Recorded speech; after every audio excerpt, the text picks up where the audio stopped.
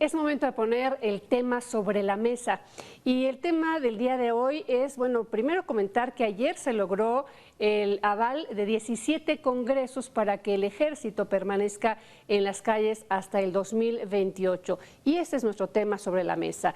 ¿Qué expectativas tendrá la permanencia del ejército? ¿Realmente será la solución para la inseguridad? ¿Realmente nos van a regresar con ello la seguridad y la tranquilidad de los mexicanos? Hoy, para este análisis, yo saludo a Víctor Hugo Hernández, analista de Mega Noticias, y también a Eduardo Manzanares, y les dejo pues este espacio para su análisis. Buenas tardes a los dos. ¿Qué tal, Martita? Gracias, muchas gracias. Gracias por pasarnos la batuta. Y bien lo señalas, el día de ayer jueves, 17 estados más, se sumaron 17 legislaturas estatales. Lalo, te saludo con afecto, como siempre. Buenas tardes. 17 legislaturas estatales se sumaron y prácticamente podríamos decir que ya solo esperaríamos a que se publique en el Diario Oficial de la Federación para que esto entre en vigor. Esto es, esta nueva reforma constitucional de ley de la Guardia Nacional, con la que el Congreso Federal aprobaría o prolongar la presencia del Ejército en las calles hasta el 2028.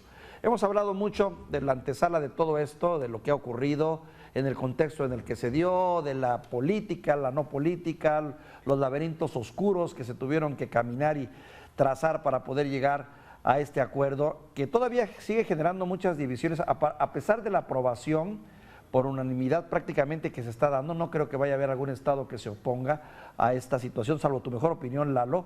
Creo que esto ya es un palo dado y es una situación que está prácticamente consolidada y una realidad con la que tendremos que aprender pues a trabajar, a manejarnos, y que espero yo sea para el bien de México en materia de seguridad.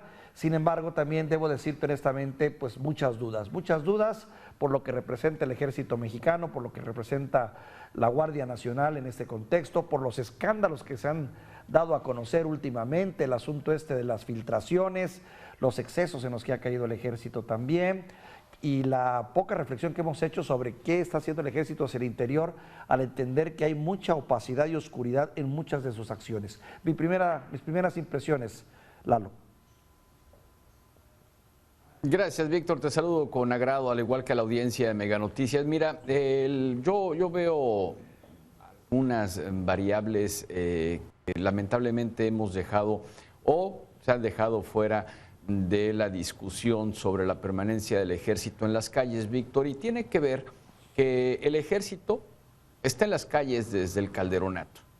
Se mantuvo durante toda la administración de Peña y los prácticamente 4 años de López Obrador. Entonces, realmente no es la cantidad de elementos ni el tipo de elementos que están conformando las fuerzas de seguridad pública del país, sino la falta de una estrategia real que permita que esos elementos cumplan con sus objetivos de brindarle seguridad al país. Entonces, nos pueden decir misa de que si los índices están bajando, de que si se ha reducido en X o Y%, vaya, a final de cuentas son cifras que se pueden llegar a maquillar.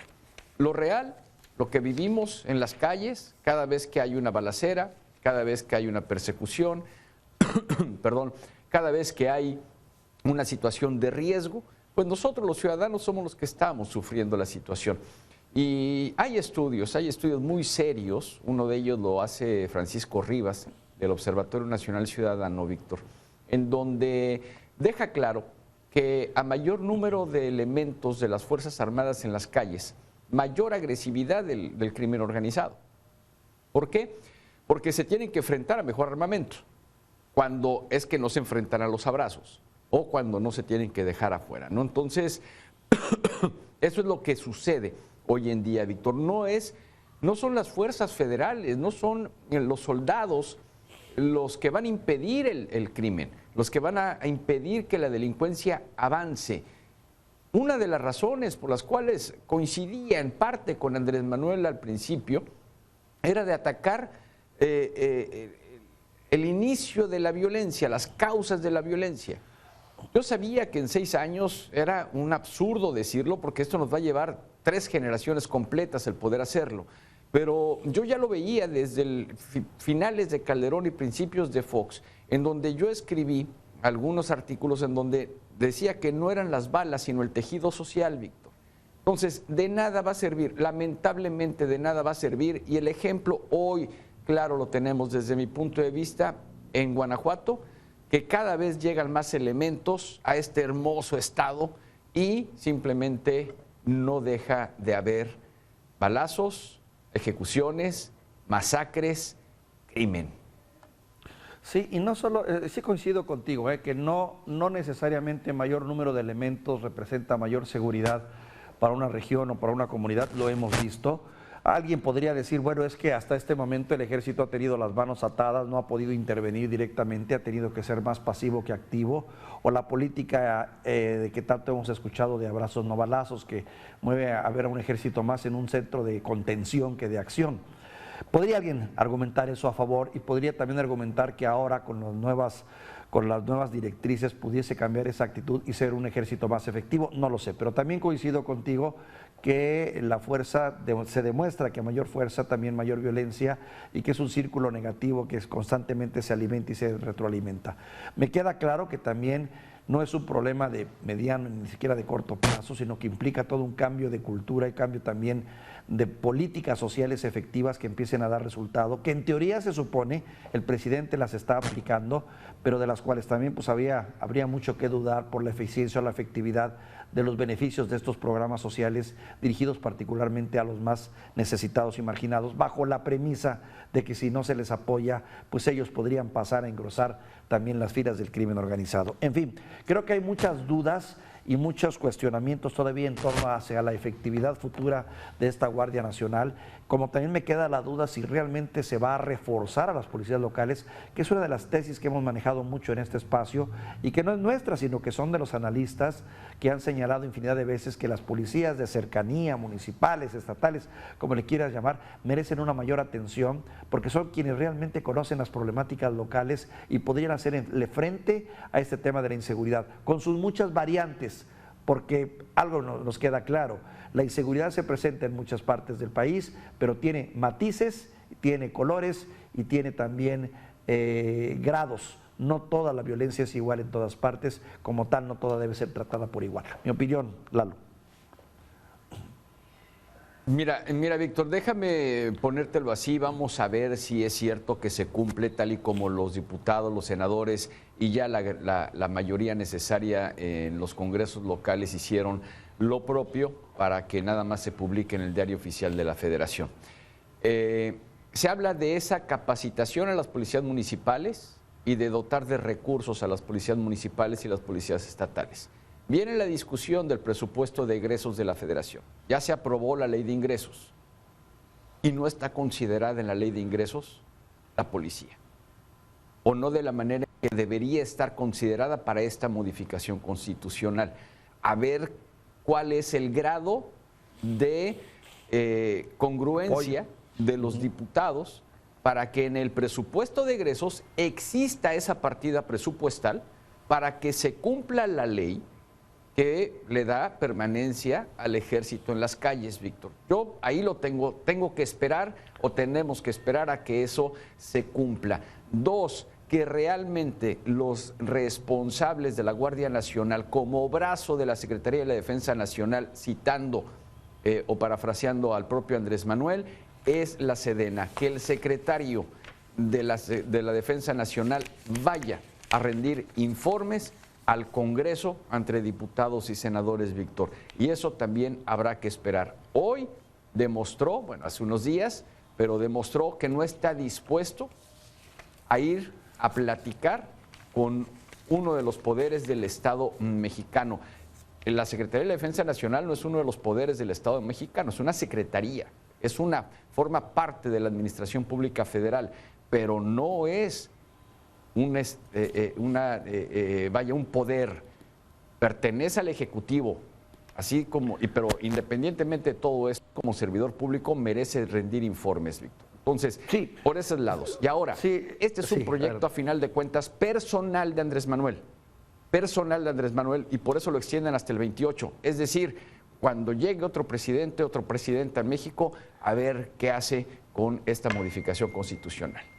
Sí, claro, mucho va a depender también de quién se quede en el poder después de Andrés Manuel López Obrador, que todo parecería indicar sería una continuación de lo que se ha llamado esta transformación en el país de este gobierno, porque de lo contrario es cierto, coincido contigo, ¿no? La visión o percepción de otro presidente bajo otras siglas tal vez no sea necesariamente la misma, la de mantener el ejército en estas condiciones. Pero bueno, lo cierto es que todo parece encaminado hacia allá, mientras veamos una oposición que todavía no se conforma o no da color en ese sentido, todo parece indicar que todavía vamos a tener ahora sí la 4T para largo, ¿verdad? Pero bueno, esa es una observación. En cuanto a lo que refieres, fíjate, Lalo, que no estoy muy de acuerdo contigo. Tienes razón al decir que forma parte de una secretaría, es cierto, pero con todo y todo ya lo es un poder, ¿eh? Es un poder sobre otro poder. Desde hace ya un buen rato, debido a las muchísimas funciones que se le han estado dando al ejército actualmente, las Fuerzas Armadas también representan un peligro ante todo lo que ya están haciendo. No porque sea un peligro que lo hagan, sino por lo que implica tener tantas y tantas funciones y tener tantos y tantos recursos que hacen que sea, si no un poder real, claro, como tú dices, un poder sobre otro poder ya, lo suficientemente fortalecido como para poder darle la espalda a cualquier otro poder y decir, bueno, las cosas se hacen como queremos que se hagan o como sentimos que se deben de hacer. Creo que ese es un riesgo y siempre va a ser un riesgo latente en toda fuerza militar, independientemente de que se diga que el ejército mexicano es un ejército que es muy diferente a los ejércitos de América Latina, porque es un ejército hecho del pueblo y para el pueblo. Finalmente es una secretaría apuntalada en armas, en fuerza, en recursos y en una mística que es básicamente de guerra. Es un ejército formado como ejército. Todos los soldados y los marinos de nuestro país están entrenados como un ejército, como las Fuerzas Armadas. Entonces, pero y lo que mencionas es completamente cierto. Es extremadamente riesgoso. Cuando yo hablo de que Andrés Manuel militarizó México, no me refiero a que estén en las calles los soldados. Los soldados son extremadamente aceptados por la población mexicana. Son queridos, son aceptados, son respetados por la sociedad mexicana. Les falta el respeto al crimen organizado y se dejan faltarse el respeto por el crimen organizado. Pero es muy diferente a verlos como administradores de aduanas, como administradores de aeropuertos, de trenes, de infraestructura turística, de bancos, de oficinas. Vaya, no puede ser. Y no podemos tener un poder de facto sobre otro poder, porque es extremadamente riesgoso. Ahora, vaya, las Fuerzas Armadas le deben respeto a un civil, pero es una institución, no una persona. No es Andrés Manuel, no fue Enrique Peña, no fue Felipe, no fue Ernesto. Es a la institución que representa esa persona y se llama presidente de la República. Y eso se les está olvidando ahora. Eso se les está olvidando ahora y es lo grave que yo veo, Víctor, porque están supeditados a los deseos del hombre, más allá del Ejecutivo Federal, y ojalá me equivoque, pero si le siguen dando poder, va a llegar el momento en el que la Secretaría de la Defensa Nacional se pueda convertir en la vicepresidencia de México. Wow, duro lo que dices, mi querido Lalo. En resumen, podríamos coincidir en que sí urge también una reforma estructural para las Fuerzas Armadas, independientemente de estos nuevos lineamientos que se están dando, que pueda reorientar sus tareas fundamentales, que se han perdido también, porque ahora que se filtró tanta información, hemos escuchado de todo, menos de la esencia para la que está hecha el ejército, operativos, trabajo, armamento, en fin, de eso no. Y también que se le dé los recursos suficientes, digo, para un proceso de modernización y más aún, creo que ahí estamos completamente de acuerdo, fortalecer esos mecanismos que permitan un control civil real y que no al rato tengamos que andar pidiendo permiso para todo, ¿verdad? Serían parte de las conclusiones, mi querido Lalo. Exacto. Te mando un saludo afectuoso. Completamente de acuerdo contigo y con tus conclusiones, Víctor. Muchas gracias. Te mando un saludo afectuoso.